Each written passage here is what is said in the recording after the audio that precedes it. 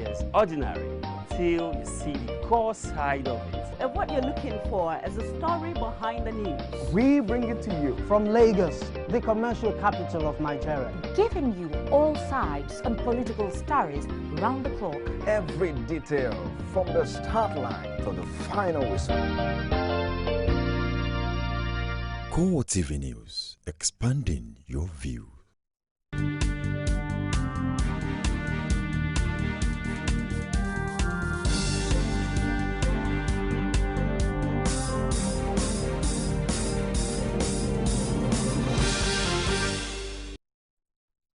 Good evening and welcome to CoreTV Primetime News. I am Ebolomo Adekunle. In our major story, President Goodluck Jonathan pleads with the aggrieved aspirants of the People's Democratic Party not to leave the party.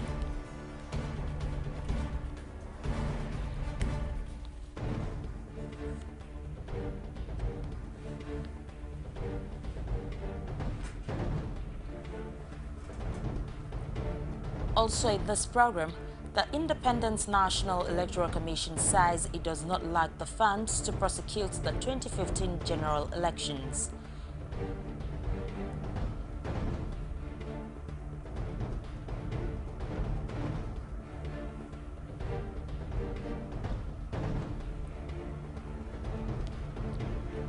The House of Representatives says it will appeal the judgment of a federal high court sitting in Abuja, stopping its probe of Petroleum Minister Dezani Alison Madwike.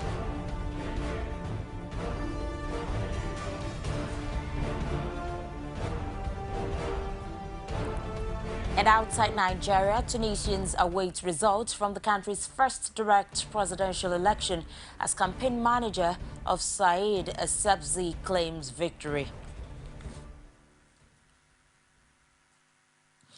As the crisis thrown up by the primaries of the People's Democratic Party in various states chapters of the party and its aftermath continue, President Goodluck Jonathan has appealed to all aggrieved aspirants not to dump the party.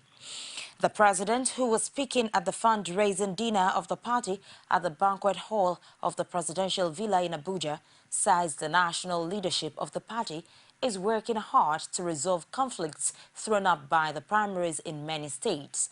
The primaries of the party for the selection of candidates for the 2015 general elections has thrown up crisis in most state chapters with accusations of imposition of candidates by either the governors or the national headquarters of the party, leading to the defection of aspirants such as a former Oyo State's governor, Alao Akala, Samuel Ortom, a former minister under Jonathan, and Seyi Makinde. Jonathan, however, advised aggrieved party members to remain in the system to correct whatever is wrong in the party as against jumping ship, while also saying that all the cases of aggrieved aspirants in the states may not be resolved to the satisfaction of all concerned. It says the party will take all the issues that have arisen from the primaries for the 2015 general elections into account when preparing for the 2019 process, but concluded that the major task before his part is to ensure that the nation remains one indivisible entity.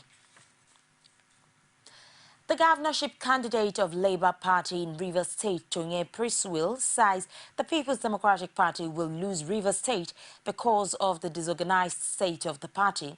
He alleged that the imposition of the PDP governorship candidate, who was a former Minister of State for Education, Nyesom Wike, has disorganized the party, while also hailing the choice of Yemi Osinbajo as running mate to Muhammadu Buhari by the APC as a smart move.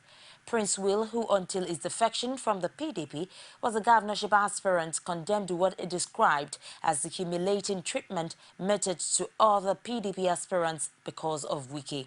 He says he decided not to support Wike because he believes he cannot win, positing that he cannot watch the APC win without taking any action, which is why, according to him, he left for the Labour Party to keep his agenda of giving the people of the state another option. Staying with the fallout of the primaries within the PDP, an aspirant of the party for Osun East Senatorial District, Joshua Oluwasuyi, has dragged the party's candidate in the district, Francis Fadaunsi, the PDP, and the Independent National Electoral Commission to court on the alleged ineligibility of the candidate for the senatorial primaries of the party. Counsel to the aggrieved aspirants, Boye Williams, said this in the originating summons filed before the Federal High Court, Osogbo, on Friday. He claimed that Fadaunsi did not resign his position as chairman, governing council of the Cocoa Research Institute of Nigeria, which infringed on the guidelines issued by the party from the primaries. He also said that the PDP and the chairman of the party in the state, Gani Ololuwa, replaced names of validly elected delegates of the party with other names during the primary election of the party for Osun East Senatorial District. Oluwasuyi is asking the court to declare that Fadaunsi, being a political appointee and having failed to resign 7 days before the date of collection for the World Congress, was not eligible to the primaries poll held on December 7th. The plaintiff is seeking an order of the court directing the PDP to set aside the primary election won by Fadaunsi because the party failed to use the authentic delegates list for the primary poll. He also sought for a declaration that INEC should conduct a fresh poll to pick the flag bearer of the party in the election held in February 2015. The plaintiff urged the Minister of Agriculture and the Executive Director of CRIN not to cover up on the alleged illegalities of Fadaunsi, claiming that he's planning to forward a backdated resignation letter to them. Management of the Ekiti State University, Ado-Ekiti, has opposed the bid by the 19 All Progressives Congress lawmakers of the Ekiti State House of Assembly to conduct their plenary in the institution, saying the institution would not allow political meetings to be held on its campus. The opposition lawmakers had at their plenary presided over by the Speaker, Adewale Omiri, at an undisclosed location in Ado-Ekiti on Friday, resolved to hold their sittings and conduct normal legislative business at the Faculty of Science, Ekiti State University, Ado-Ekiti, for security reasons, following a motion by Majority Leader Churchill Ade Dikwe, and action, he said, is supported by Section 101 of the 1999 Constitution as amended. But the management of the university, in a statement issued by the Registrar Emmanuel Ogunyemi, says no political meetings would be allowed on the premises, describing the campus as an academic environment which is committed to teaching, learning and research and will not be joined in unnecessary political issues. The university also dismissed rumors of any plenary sitting of the APC lawmakers ever being held on its campus and saying none of such will be allowed. Rivers State Governor Rotimi Amaechi has stated his belief that no emperor will govern the state, as the people will not vote for any governorship candidate who is a high-handed leader. Amaechi, while speaking at the freestyle parade of the Rivers State Cultural Festival known as Carnival in Port Harcourt, says Rivers people would only vote for a statesman and an effective leader that understands their problems. The governor expressed the belief that the All Progressives Congress would win the forthcoming governorship election, adding that an APC governor in the state would not allow the annual Carnival celebration to die. Going further, Amaechi says the candid advice he has for the people of Rivers is to vote for a leader and not an emperor who will not identify with their problems. He also says the emergence of an APC governor will help in sustaining the Carnival in years to come and finally liberate the people of Rivers from poverty. The presidential candidate of the Alliance for Democracy, Rafiu Salau, says he is the best man among a host of individuals jostling to be the nation's #1 man for the 2015 general elections. During a comparative analysis of himself and All Progressives Congress presidential candidate Muhammadu Buhari, The AD candidate says he is a better option and that not even Goodluck Jonathan can stand shoulder to shoulder with him. Going further, he says he is in tune with the feelings of the average man on the street and that the nation will experience tremendous change and development under him if elected. The objective, according to the AD presidential flag bearer, is good governance and an economy that will cater for the need of all Nigerians, while the nation's oil revenue will be used for capital development. Salau added that his drive to develop the economy to world-class standard will ensure that 50% of the nation's revenue will be generated from personal income tax, while also expressing his readiness to work with whoever is elected president in 2015 if he is not the winner. With the 2015 general elections gradually approaching, the issue of violence and political thuggery has again come to the fore, with killings and violence in some states linked to political activities. In this report, our correspondent Oluwaseyi Adegoke takes a look at the issue. The political history of Nigeria has been dotted with stories of strongmen holding fort in localities with a little hint of violence, either directly or indirectly. The post-independence period has seen the nation struggling with violence thrown up by politics, with events such as Operation Wete and others like it. Some primaries conducted recently ahead 2015 elections were indication that violence linked to political thugs may be a major problem in the 2015 elections if this issue is not properly addressed.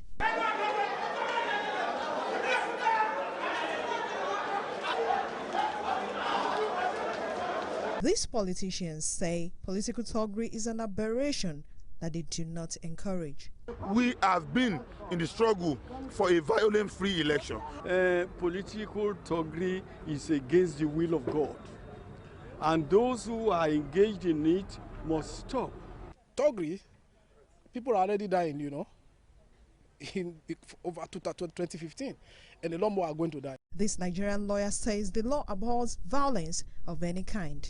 There is no law, whether written or unwritten, that supports thuggery. So the Constitution is definitely against thuggery. Speaking on behalf of all security agencies who have been questioned for their roles in some of the political violence witnessed before now, Lagos State Commandant of the Nigerian Civil Defense Corps, Donatus Ikemefuna, says all hands are on deck to prevent thuggery in the coming elections. All security agencies have decided to come together as one, so that all those skirmishes that we envisage that will come up, will be forestalled and taken care of. There is going to be total synergy of all security agencies, and this is calling on everybody. It's not just security agencies, even politicians and the public, to give us information so that those problems that we envisage, will be nipped in the bud. While the security agents made a promise for election security, and the Independent National Electoral Commission also promises free, fair and credible elections, most Nigerians expect that all stakeholders work to ensure that the 2015 general elections is violence-free. Oluwaseyi Adegoke, CoreTV News, Lagos.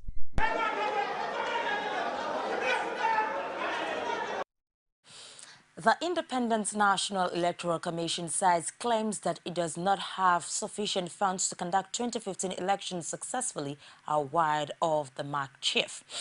We'll bring you details of this and more right after this break. Don't go away.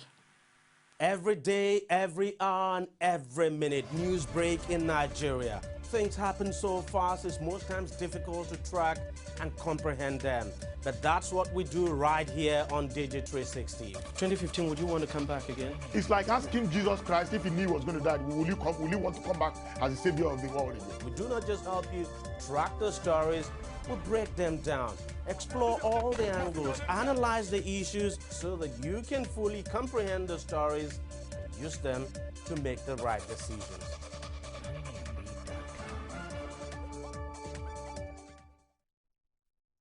Many thanks to you for being there. And for more news and other information, you can visit our social media platform. On Facebook, it's facebook.com/CoreTV News. Our Twitter handle @CoreTV News NG. And on YouTube, it's youtube.com/CoreTV, leave a space, then news. And if you're just joining us, it's the CoreTV Primetime News here, and here is a reminder of the top stories.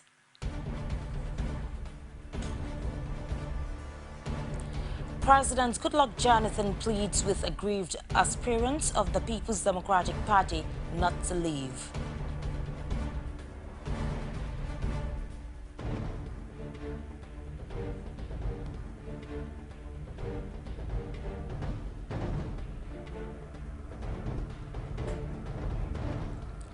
The Independent National Electoral Commission says it does not lack the funds to prosecute the 2015 general elections.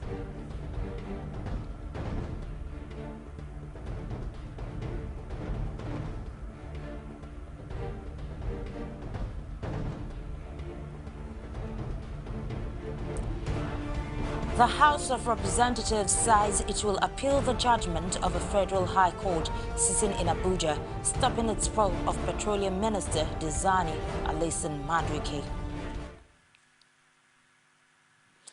The Independent National Electoral Commission says that it does not have claims that it does not have sufficient funds to prosecute the 2015 general election successfully are wide off the mark.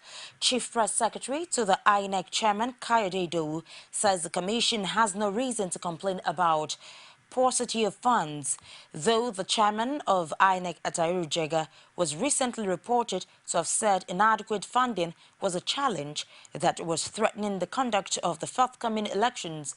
But Idowu says the commission is receiving a lot of goodwill and cooperation from other arms of government, for which it says the commission is grateful. Though he admitted that all the funds needed to fully plan for the 2015 elections have not been released, Idowu was optimistic that the federal government would meet the needs of the electoral body. Idowu also says INEC will be tracking how much money political parties and their candidates spend on the 2015 election campaigns. Idowu urged parties and their candidates to be orderly and shun violence in next year's elections. INEC, however, says it will start a revalidation and upgrading of its ad hoc staff recruitment data bank in preparation for the forthcoming general elections.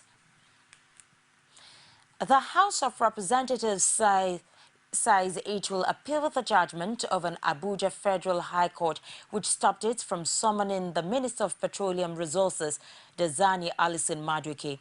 The Federal High Court, presided over by Justice Ahmed Mohammed, also halted the House's probe of the 10 billion naira the minister reportedly spent on maintaining a private jet, Challenger 850, for trips.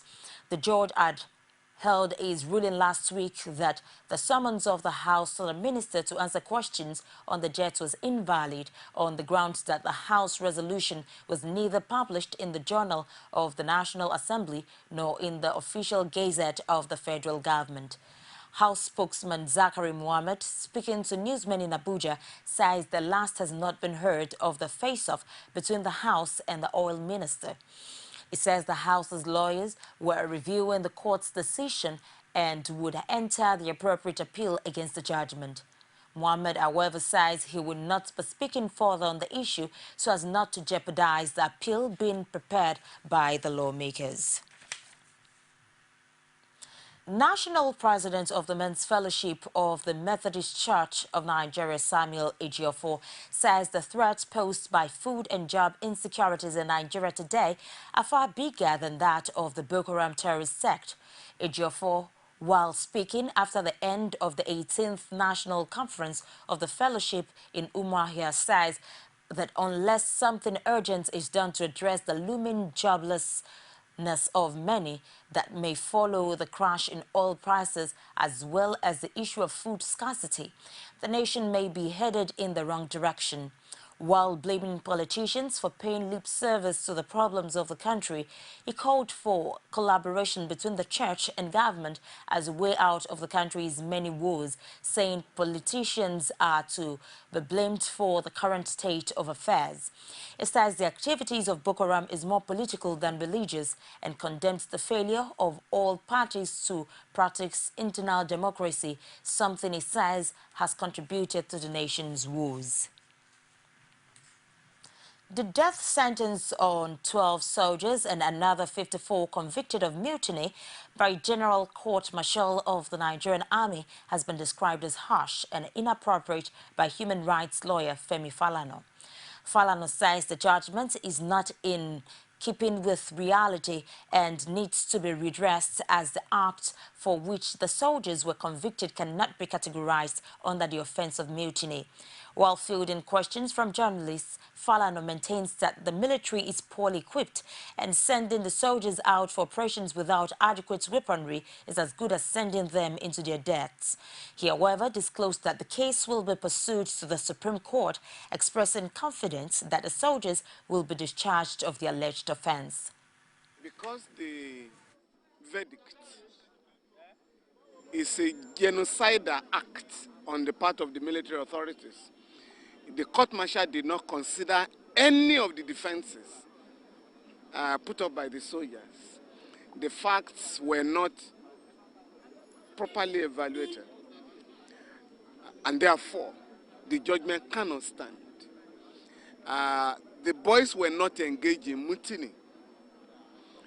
On July 9, that battalion had lost 3 officers and 23 soldiers, and 82 people were wounded. On that occasion, the military authorities assured the boys that they were no longer going to be engaged in the war without the provision of adequate weapons, because the Boko Haram sharps are by far more armed with sophisticated weapons. When on August 4, the soldiers were asked to move and recapture Damboa, Delwa, and Balubin, they made it clear to the authorities. Why are you sending us on a suicidal mission? You have said you will give us arms. Where are they? And of course, they didn't make them available. But notwithstanding that, by 18th and 19th of August, when weapons were made available, the same soldiers went for the operation and rescued those who had been captured. And the witness of the government, the military witness, the first witness, commended the boys for their gallantry. We were therefore surprised that they were in fact charged in the first place for mutiny. And I made it clear to the authorities, a demand for weapons in line with the provisions of Section 217 of the Constitution cannot be mutinous. Even though they are soldiers, right? As the members of the public are made to believe that they have signed to die. They didn't sign to die carelessly. They didn't sign to commit murder, to commit suicide. They signed to defend the country, armed with adequate weapons, and that was not made available to them.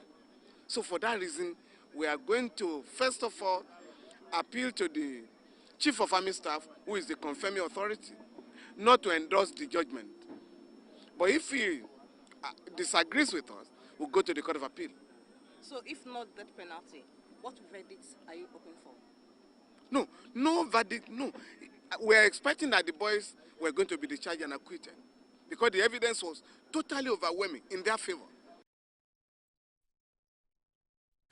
The military authorities say it is too early to confirm the number of insurgents killed in a forward attack on PHC and engineers working to restore power supply to some parts of Borno State.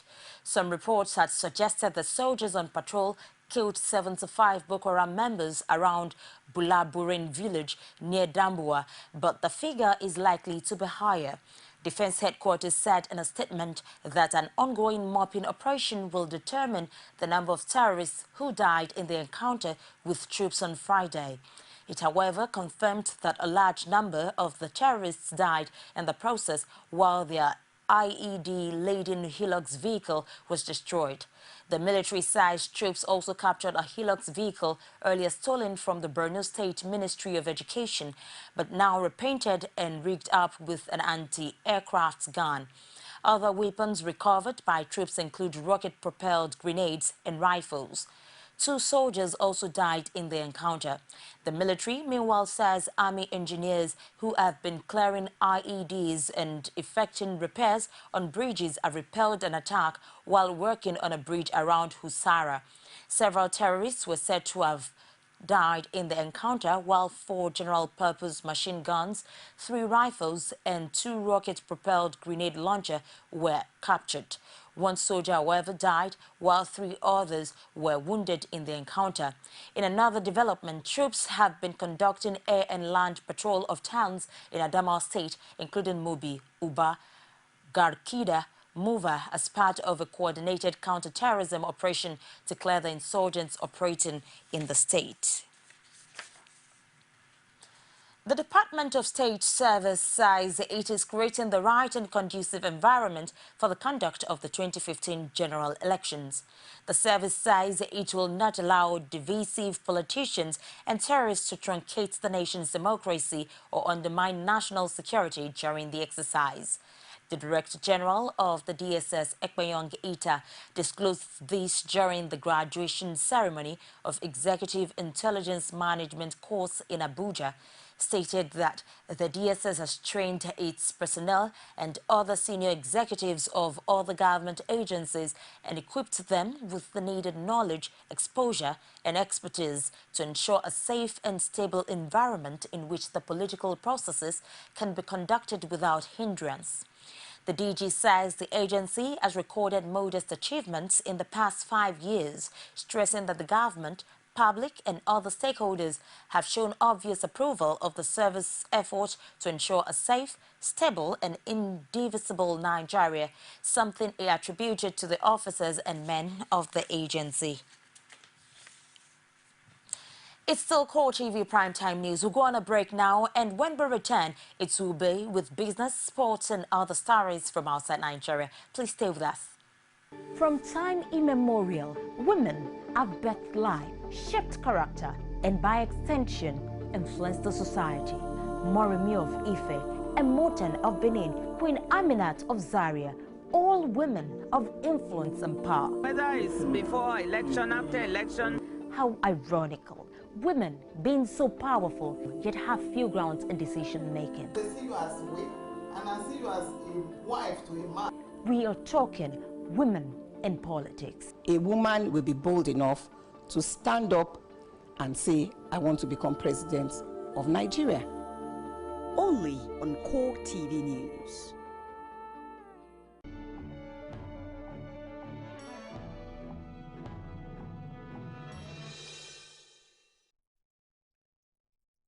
And now to business.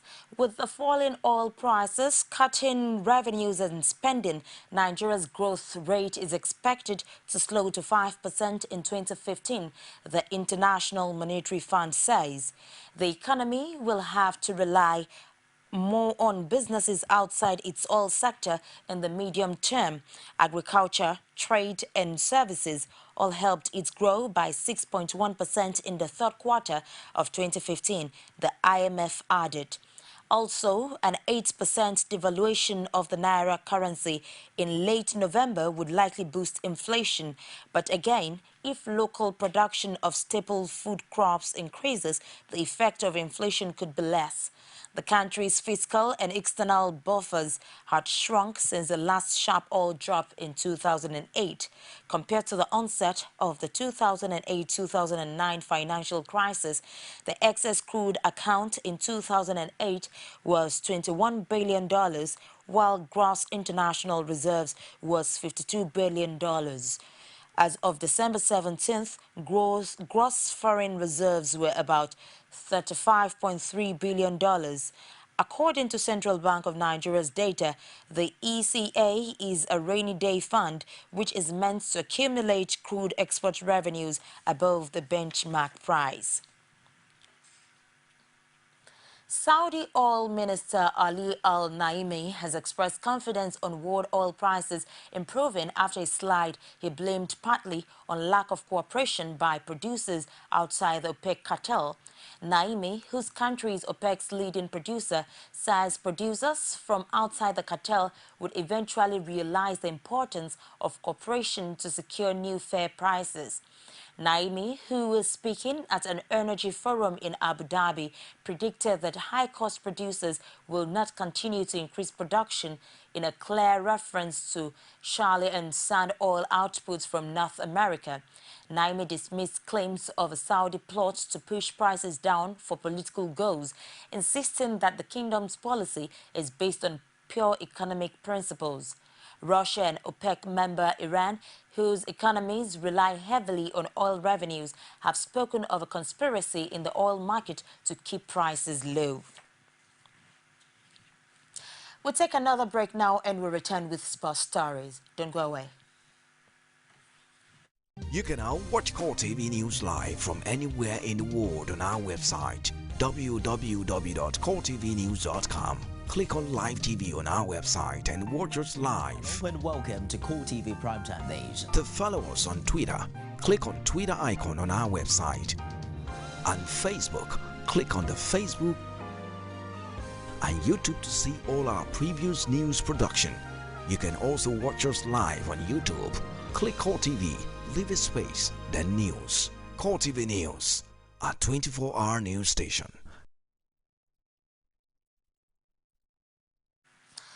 Tragedy has struck the camp of Lobby Stars of Makurdi. A striker, Seriki Audu, has been confirmed dead following a car crash on Saturday. The striker was said to be traveling in the company of his wife and daughter in his car to Bauchi from his hometown in Yobe when the accident occurred. A Lobby Star Club official, Ganiyu Adeleke, confirms the striker's death in the accident, which also led to his wife sustaining serious injuries and is currently undergoing treatment in the intensive care unit of a private hospital, while the daughter reportedly suffered a fracture. Ganiyu Adeleke described the incident as a sad news and a big loss to Lobby Stars of Makurdi, as the striker was full of promise for a bright future ahead of him. Martin Skrtel, added 7 minutes into stoppage time, gave Liverpool a fully deserved point against Arsenal at Anfield. 9 minutes had been added by the referee Michael Oliver after a lengthy second-half delay when Skrtel required treatment for a head wound sustained in an accidental clash with Olivier Giroud. Giroud looked to have sent Arsenal on the way to avenging the 5-1 thrashing they suffered at Anfield last season when he powered a header to put them ahead. Matthew Debauchy, having equalized seconds after Philippe, gave Liverpool the lead on the stroke of halftime. But Skrtel, heavily bandaged and with Liverpool reduced to 10 men after substitute Fabio Borini was sent off late on, rose to meet Adam Lallana's corner in the 97th minute and power a header past Arsenal keeper in front of the cup. Arsenal were desolate, but it would have been a real smash and grab had they hung on for 3 points after Liverpool showed most of the ambition and moments of quality in a game high on drama but short on class. Liverpool supporters rose in unison to acclaim their team's resilience at the final whistle, but they may actually feel disappointed not to claim all 3 points against an Arsenal side that were really poor for long periods. And now to stories outside Nigeria. Thousands of Pakistanis flocked to a school in the northwestern city of Peshawar on Sunday to mourn the 149 people, mainly children, massacred by the Taliban and demand action against militants. Men, women and children from Peshawar and other cities visited the Amiran institution to offer prayers for those killed in the country's deadliest ever terror attack. Pakistan has described Tuesday's bloody rampage as its own mini 9/11, calling it a game changer in the fight against extremism. Mourners placed flowers, bouquets, placards and lighted candles at various places in the school in front of photos of murdered students. Masons laid bricks and poured cement to raise the height of the wall around the Army Public School as mourners chanted slogans such as "Death to terrorists," "Long live Pakistan Army," and "The blood of martyrs would not go to waste," and "Taliban are savages." Tributes and condolences poured in on social media websites, Facebook and Twitter. After the attack, Prime Minister Nawaz Sharif ended a 6-year moratorium on the death penalty, reinstating its use for terrorism-related cases. 2 militants convicted of separate offences were the first to face the news. And that's it on CoreTV Primetime News. But before we go, a recap on our top stories.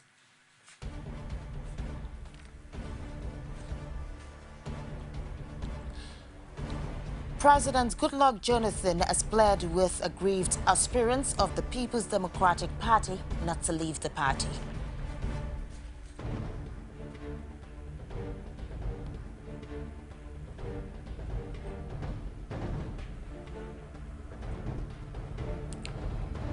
We also reported that the Independent National Electoral Commission has said it does not lack the funds to prosecute the 2015 general elections.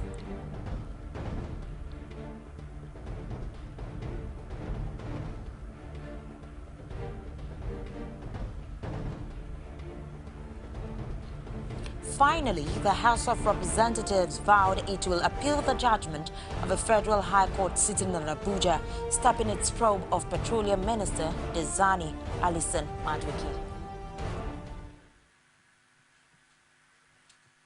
And with that, it's a wrap on CoreTV Primetime News. On behalf of the entire news crew, I am Ebulomo Adekunle, wishing you a pleasant night rest.